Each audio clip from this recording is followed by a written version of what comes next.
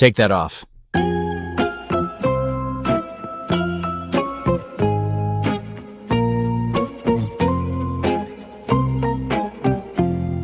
What? Your uniform. It's soak. You'll freeze. Her eyes widened. But what am I supposed to wear? My hoodie. I'm not trying to do anything. Relax. As she changed, she could feel Gab's presence in every breath, every movement.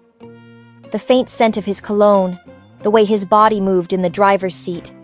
Everything reminded her of how close they were, and how complicated it all had become.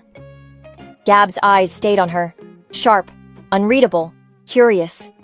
And in the silence, Mary's own thoughts started to race. Her towel slipped. She froze. Gab noticed. His gaze was intense. He leaned in and gently brushed her cheek with his hand. Say no, and I'll stop. But she didn't speak. Her eyes said everything.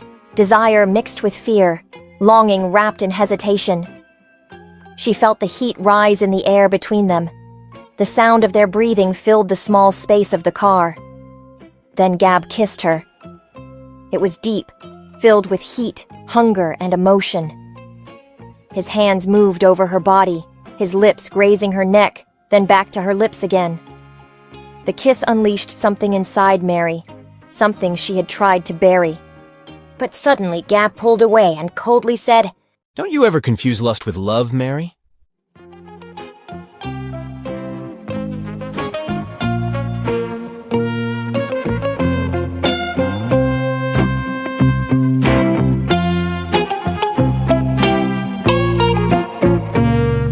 Heart's Audio Library presents Falling in Love with the Cold-Hearted Governor's Son, a novel by Honey Hearts.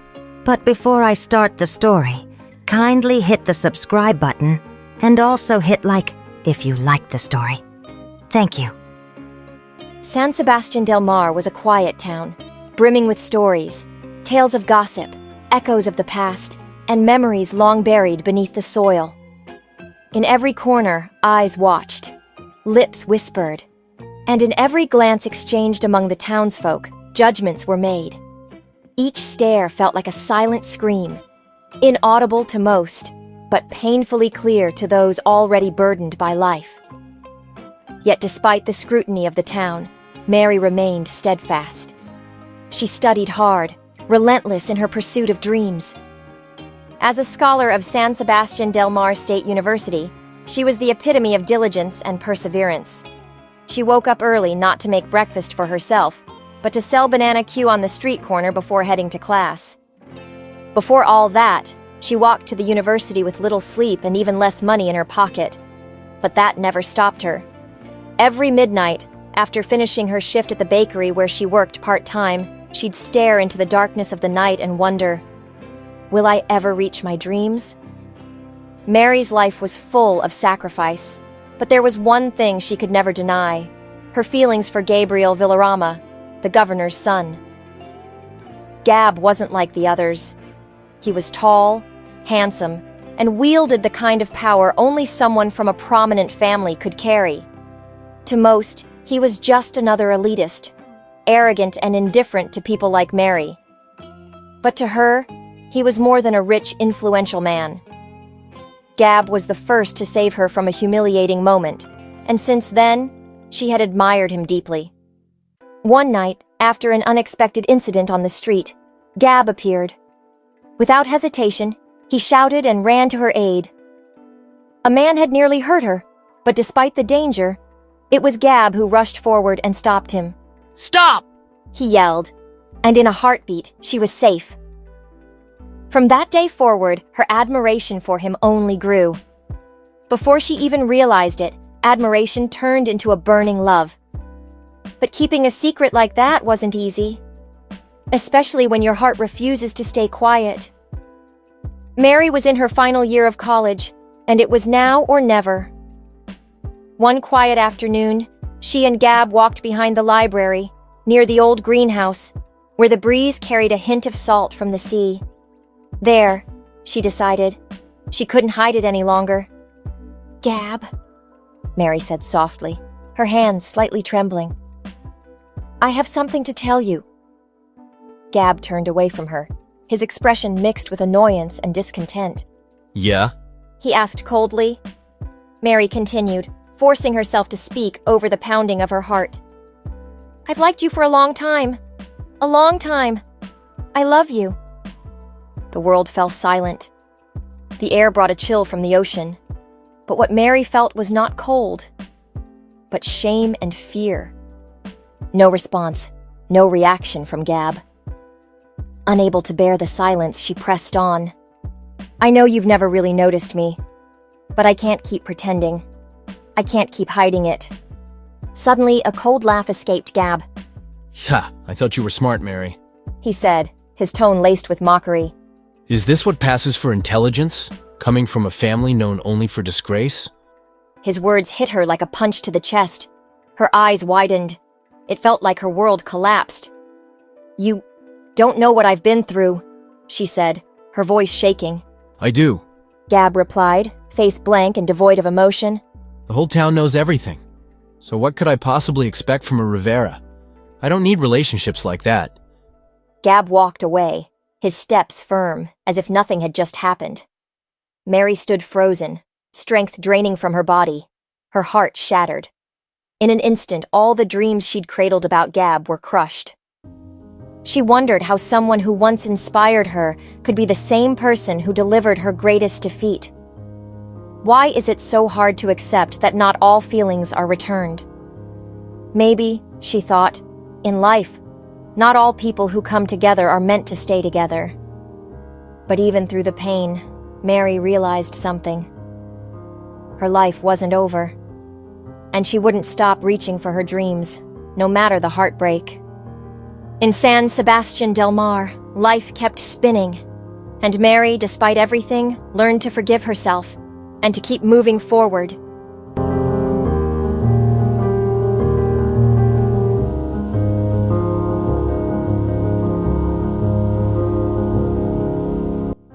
One Sunday night, the back of the school was cloaked in darkness and silence. Only the soft glow of the streetlights cast a faint light over the area. Shadows from trees and fences swallowed most of the path, and the dim night carried a feeling of being far away from the rest of the world. Under that quiet sky, Mary stood with trembling hands, gripping a can of spray paint. Her eyes locked onto the dark SUV parked near the fence. Its matte black finish made it look like a looming shadow devouring the street. It was an order from the president of the most popular sorority, a group of elite girls Mary had joined a few weeks earlier. This was supposed to be a simple initiation task, a test to prove she was worthy of belonging. No one was supposed to know. No one was supposed to see. But even with all the reassurances, doubt gnawed at Mary. She wasn't sure if this was just a harmless test or something deeper. Her heart wavered, but the sorority president's words echoed in her mind. To be one of us, you have to prove you can follow. She shut her eyes tightly, trying to swallow her fear. If she didn't go through with it, she'd lose her chance at finally belonging. She'd always dreamed of finding her place, of being accepted, of being valued. But every step she took felt like crossing into a path she could never return from. In a breath, she pressed the can to the sleek paint of Gab's SUV. Tsh! The sharp hiss of the spray filled the air, the chemical scent instantly hitting her nose. From a distance, the younger sorority members watched her closely, their stares like flames licking at her back. There was no turning back, no time to think. Hey! A voice barked behind her. She spun around. There was Gab, his face contorted with rage. She froze. No chance to escape. With heavy steps, he marched toward her, and the air around her tightened, as if the world itself had grown heavier. What the hell are you doing to my car? He demanded, voice sharp and furious. She couldn't answer. Gab grabbed her arm, forcing her to face him. His grip wasn't just physical, it tore at her emotions. The pain in her chest eclipsed the strength of his hand. It wasn't the bruise that hurt. It was the shame. I was told to do it, she stammered, trembling. But even as she apologized, Gab's eyes showed no recognition of her words.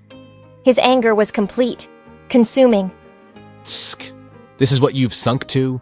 First, you offer me love. Now you hide behind orders? Each word hit her like a dagger to the heart. She couldn't find the words to defend herself. Please, Gab, I'm not... But he didn't let her finish. He turned away. You want to make it up to me? Gab said, voice dropping to a cold whisper. Then pay for the damage. Not with money. I want you. The next day, Mary was summoned to the rooftop of the old admin building. She stood there, uneasy. The breeze was cold, the silence unsettling. Only the rustle of dry leaves gave sound to the stillness. Everything that had happened raced through her mind. She was at the highest point of the campus, yet she felt buried under a weight she couldn't shake. Gab stood in one corner, his eyes cold and detached, as if none of the previous night had happened. Starting today, you'll work for me, he said flatly. You'll do my assignments, get my food, and you're not allowed to leave unless I say so. Like a servant? Mary asked, tears threatening to spill from her eyes, though she fought to keep them in. More likely a payback. Gab replied, and when Mary didn't respond, he added, I don't need excuses, I just want you to learn to be honest, starting now. She had no fight left. She couldn't afford to pay for the damage she caused, and more than anything, she couldn't bear to ruin what little name she had left. Sometimes, shame was heavier than any physical pain. And in that moment, Mary had no choice but to accept it all.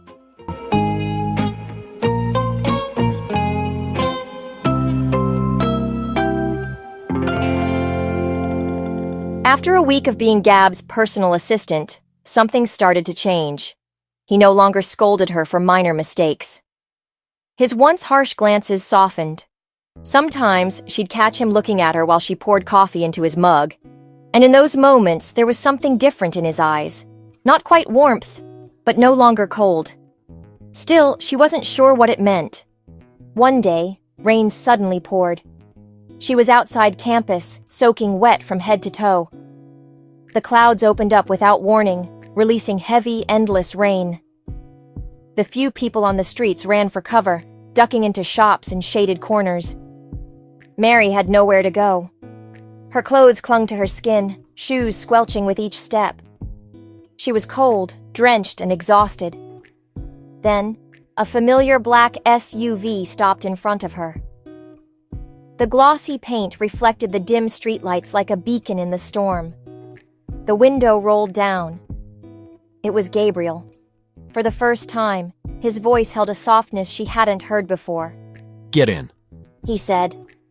Mary looked at him, rain dripping down her face. I'm fine, she replied. But her trembling body betrayed her. Water dripped from her clothes, and she could barely keep her arms from shivering. Stop being stubborn, Gab said with a sigh. My eyes hurt just watching you like that. His tone left no room for argument. Mary, weary and cold, had no strength left to refuse. She got in. The ride was silent. Streetlights passed in a blur, shadows of trees flickering through the windows. The tension between them lingered, thick and unspoken. Then Gab glanced at her. Take that off. What? Mary asked, startled. Your uniform. It's soak. You'll freeze. Her eyes widened. Then, what am I supposed to wear? Gab reached into the back seat and pulled out a hoodie. My hoodie. I'm not trying to do anything. Relax. His tone was neutral. No teasing, no pressure. But something about it still made Mary's chest tighten. Hesitant, she obeyed. Changing out of wet clothes was uncomfortable, but in that moment, she realized none of this was really under her control anymore. As she changed, she could feel Gab's presence in every breath, every movement. The faint scent of his cologne, the way his body moved in the driver's seat. Everything reminded her of how close they were, and how complicated it all had become. As she fumbled with her clothes, time seemed to slow. Gab's eyes stayed on her, sharp, unreadable, curious. And in the silence, Mary's own thoughts started to race.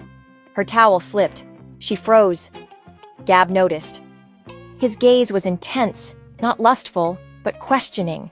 as if trying to understand something in her that even she didn't fully grasp. He leaned in and gently brushed her cheek with his hand. Say no, He said in a low voice, and I'll stop.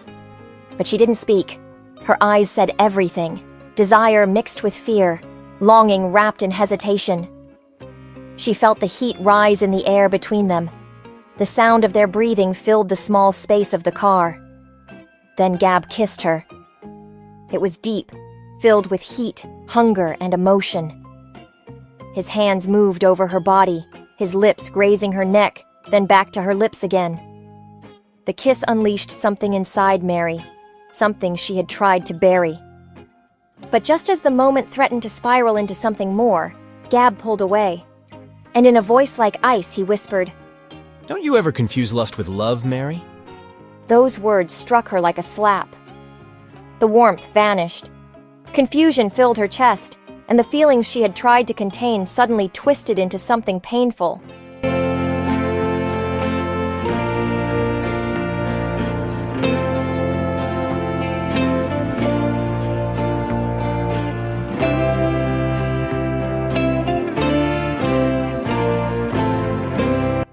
In the days that followed, Gab grew distant.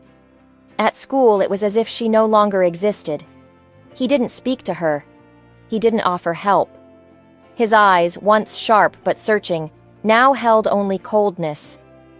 And when their gazes met, there was a silence between them that felt like a chasm too wide to cross. Mary felt it with every step. Each time she entered campus, the whispers started.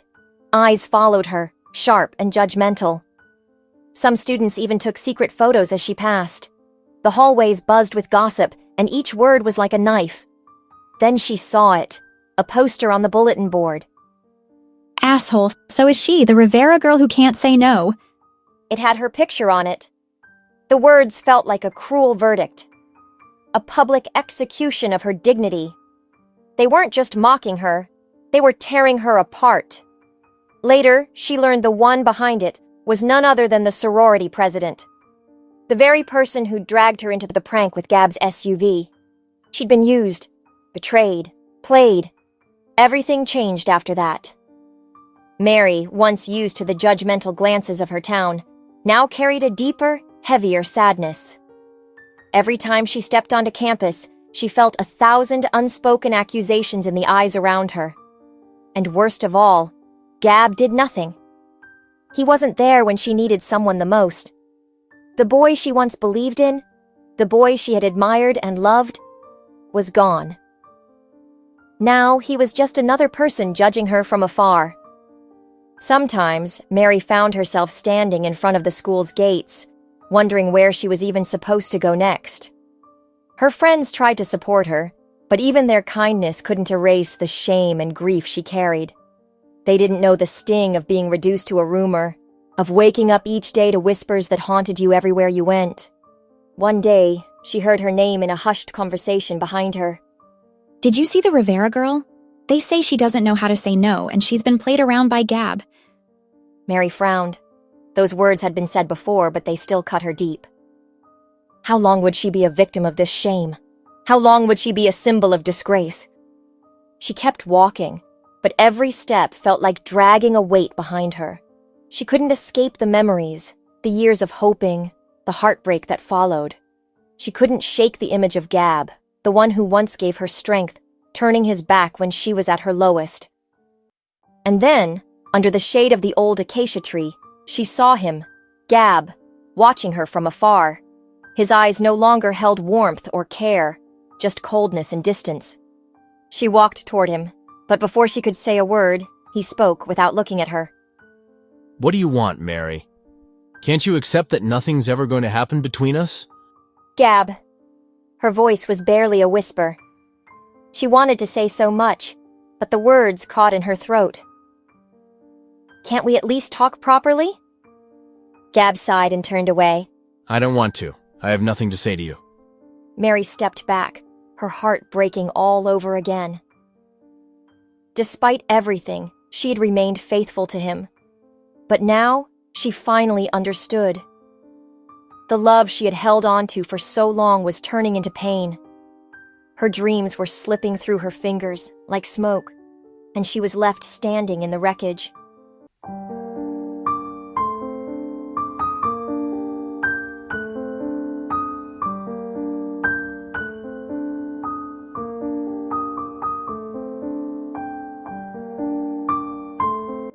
Nearly a month had passed since Gab last spoke to Mary. His days had grown quiet since then. Gone were their playful arguments. Gone were the moments when Mary would suddenly ask him questions while holding her notebook. Gone was the familiar sound of her voice. Gentle, but always brave when defending what she believed in. At first, he thought the silence would be a relief. He thought he'd get used to it. But he was wrong. Because silence, when filled with words you regret saying, doesn't bring peace. It becomes deafening. That night, Gab stood by his window, staring out at the lights of San Sebastian del Mar flickering in the distance. In his hand was an old ball pen, something Mary had accidentally left in the library once when she rushed off for work. He never returned it, and now it was the only piece of her he had left. Why did I even push you away? He whispered. Why was I so afraid? He remembered how he tried to keep his distance. Because of her name, because of her family, because of the gossip, the reputation. And most of all, because he was afraid of feelings he couldn't control. But now that Mary was gone, no more banana queue every morning outside the university, no more curious eyes watching him do his assignments, no more quiet presence beside him. Only now did he realize, and that's how much he missed her. Not just her presence, not just the thrill. It wasn't about lust. It wasn't about attention. It was about Mary herself, her strength, her persistence, her heart. The way she looked at him, not as the governor's son, but as someone who deserved to feel. And in the end, a truth hit him hard. He loved her. The ache hit his chest like a blow. He sat down on his bed, crushed by the weight of his own realization. He grabbed his phone, scrolling through his contact list. But Mary's number was gone. Deleted, along with all the messages, the screenshots, the memories. Idiot. He muttered, rubbing his forehead, trying to hold back the sharp pain behind his eyes. The next day, he went to the bakery where Mary worked. But the elderly cashier told him she hadn't returned since finals week. Even at school, none of the professors had seen her. I think she left. One of her friends said. She didn't say where. She just didn't want to be here anymore. It hit Gab like a brick to the chest. The heaviness, unbearable. Mary was gone. No goodbye, no message, no last glance. And what did she leave behind? His guilt and his longing.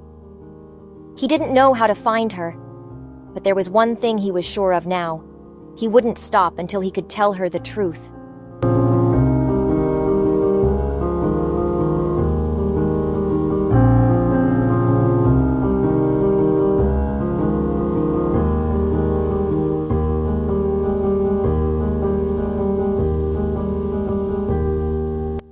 Two weeks after Mary disappeared. Still nothing. Gab muttered, standing in front of the university bulletin board. He held a piece of paper, a simple note he had started posting all over campus. At the bakery, at the library, even on the light poles outside the girls' dorm. Mary Rivera, if you're reading this, please give me at least a minute we can talk. Gab. He had asked everyone who knew her, chased every possible lead. Some said she had gone back to her hometown. Others whispered she might be in Manila, joining an internship program. But no one knew for sure. One day, he found himself sitting in his SUV, staring out at the coastline of San Sebastian del Mar. Then, as if something snapped, he stepped out. Under the glaring sun, he ran back to the university, not to search again, but to return to the place where they had once been real with each other. The library was nearly empty. Semester break had started. But at the back, near the old greenhouse, he found the bench where he had once turned her away. He sat there in silence, fingers twisting a folded piece of paper between them. a note he had written for her. Words he had never been able to say. He slipped the paper under a cracked flower pot beside the bench, a place he knew Mary would recognize, and on it, the words he had been holding back. I love you.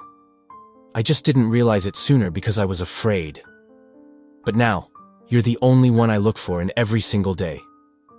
Please, let me make things right this time. Gab. Meanwhile, in a neighboring town, Mary had found a quiet corner of the world in a small coffee shop. There were no judgmental eyes here, no whispers, no gossip, just peace. She stayed there while figuring out her next step. She volunteered at a local community library, and at night, she wrote, filling her old notebook with stories and thoughts.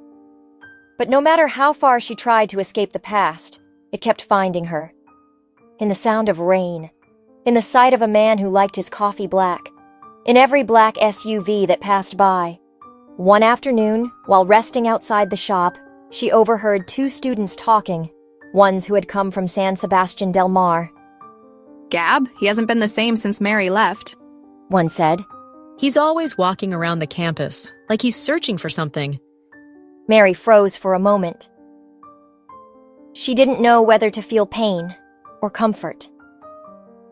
But in that moment, a small spark lit in her chest. That night, she returned to San Sebastian. No messages, no warnings, just her and the hope that maybe, just maybe, something still waited for her there. She went straight to the campus, to the back of the library, to the old bench. And there, tucked beneath the broken flower pot, was the note. She slowly unfolded it, and as she read the words, her heart, quiet for so long, began to beat again. I love you. Tears welled in her eyes, not from sorrow, but from finally hearing the words she had longed to hear.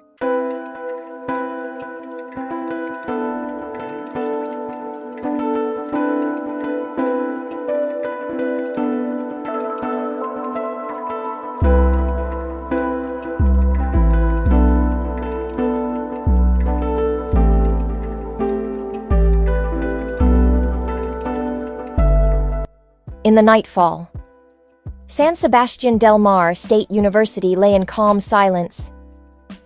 The hallway lights flickered gently, and the breeze carried a salty chill from the sea. Mary walked slowly toward the library, her backpack strap clenched tightly in her hand, her heart pounding like a drum. She wasn't sure what she would feel when she saw him again. Anger? Sadness? Or something else still lingering? Elsewhere on campus, Gab stood on the rooftop of the old admin building, the very place where he had once confronted her, where he had hurt the only girl he never thought he'd fall so deeply for.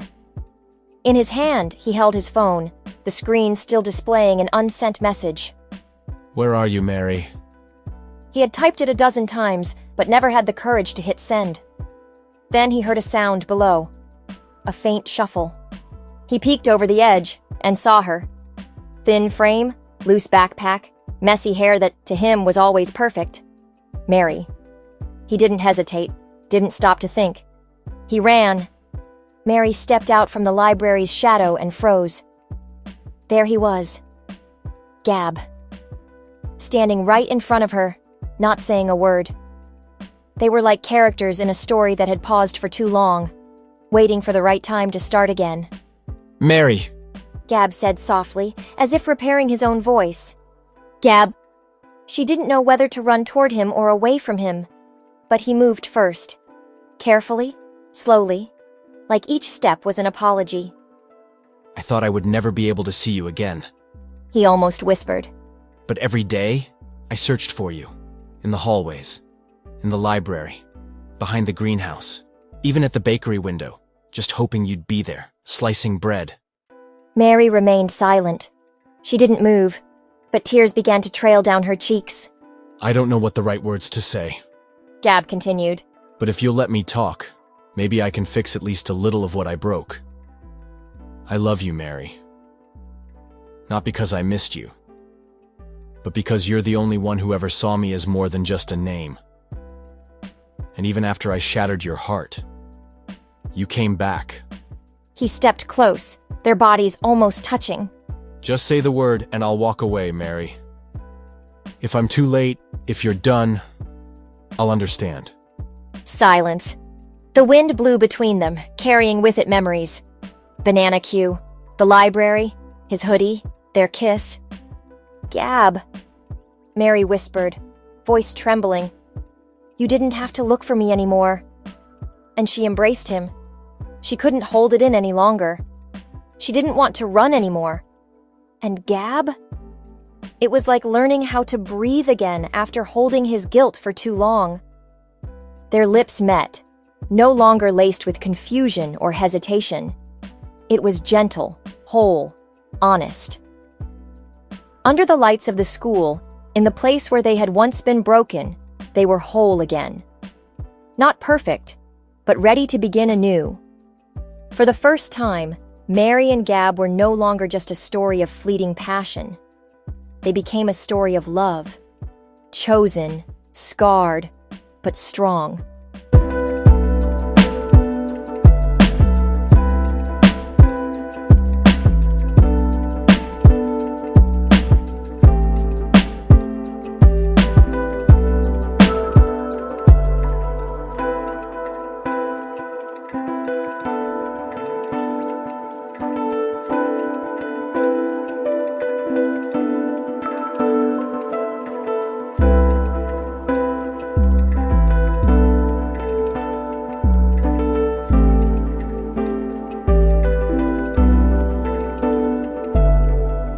Epilogue, 1 year later. It was a summer day in San Sebastian del Mar. The air was hot, but felt light. At the heart of the campus, a ceremony was underway, graduation day.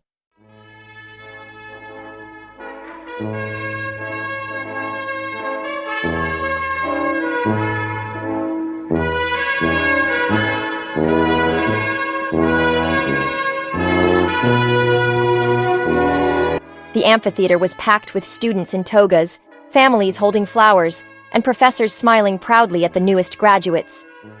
From the stage, a name echoed through the loudspeakers. Mary Rivera, cum laude.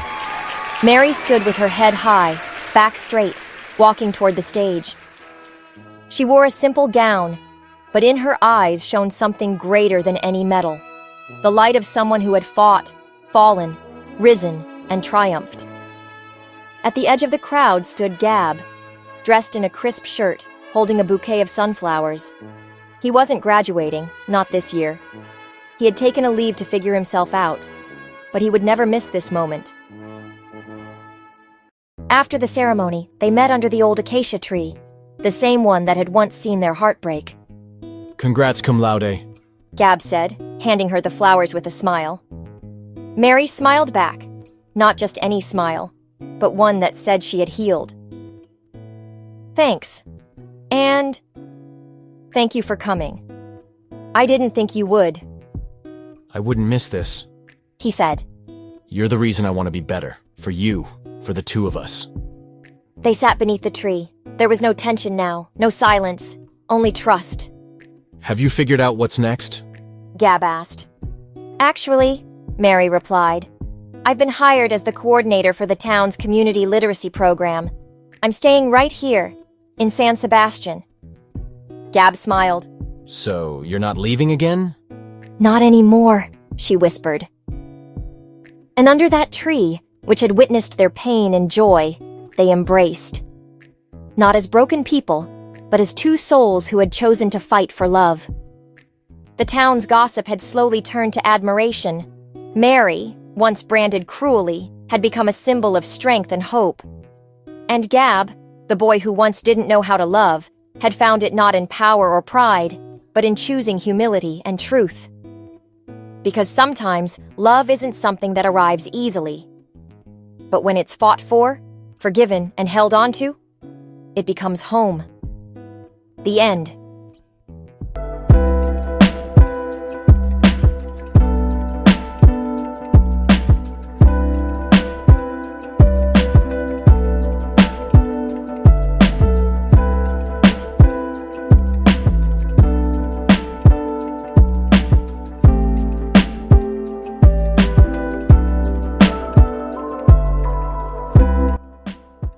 for listening. And again, please don't forget to hit the subscribe button and hit like if you liked the story. See you in my next audio story. More power.